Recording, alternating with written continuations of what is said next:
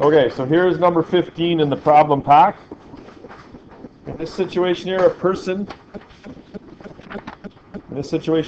driving a car at 50 kilometers an hour approaches the intersection just as the traffic light turns yellow. She knows that the yellow light lasts only 2 seconds before turning to red, and she is 30 meters away from the near side of the intersection.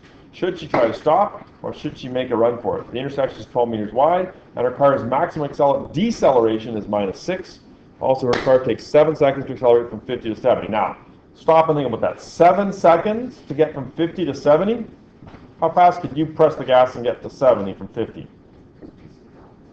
Hopefully like 1 to 1.5 seconds. She's driving a poor accelerating car.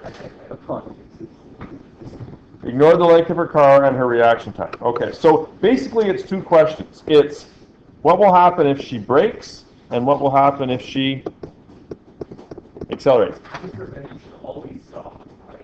Yeah, absolutely, right?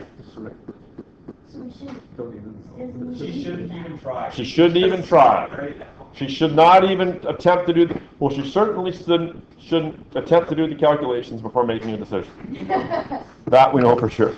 If she brakes. Now, the part that always gets kids messed up is that you already know the 30 meters, but that's really not something that you know. You want to know how far will she go if she brakes, and if she does brake, will that number be more or less than 30 meters, right? Like, will she stop in the middle of the intersection, or will she stop well before it?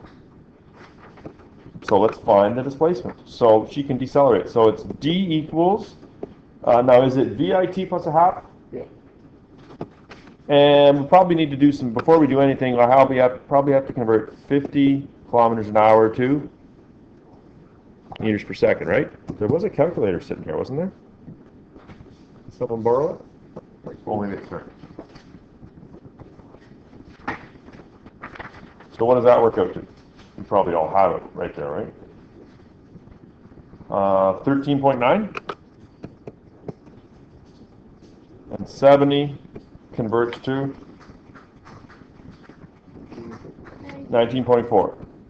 Okay, so should she decelerate? Now I think, do we know? We don't know the time, do we? Oh, is it? She has 2 seconds.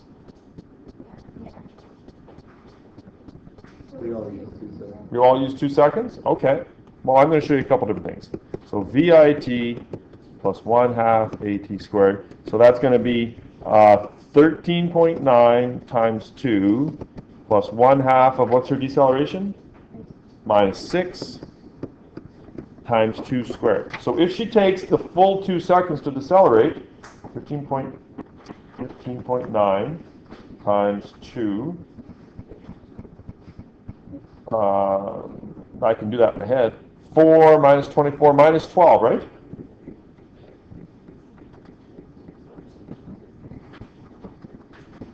$15.8? Is that what you got?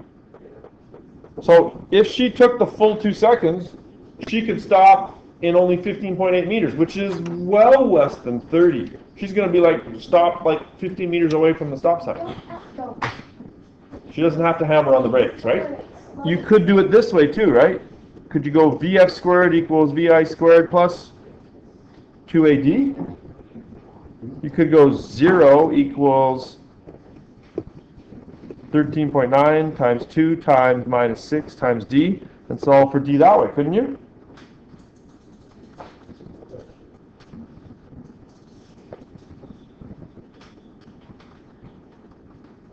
And there I get 16.1. If she hammered on the brakes, should those numbers be the same? Should be reasonably close, I think, yeah. So they're reasonably close. She can definitely brake, right? There's no question about it. Can she get through the intersection?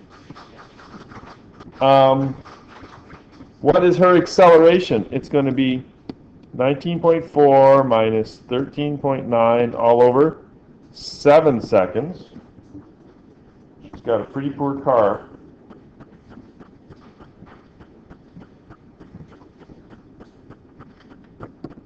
Only 0.78, well, we'll give her the benefit of the doubt, 0.79 meters per second squared.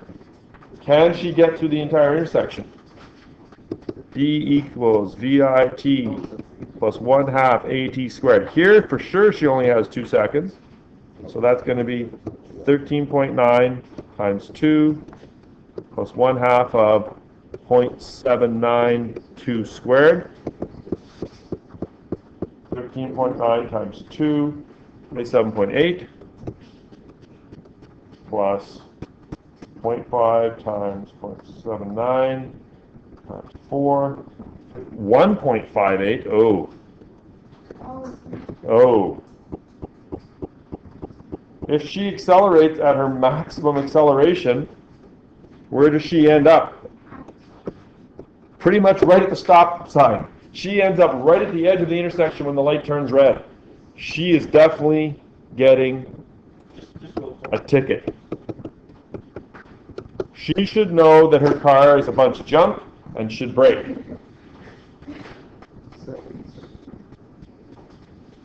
She needs a car that will accelerate much quicker.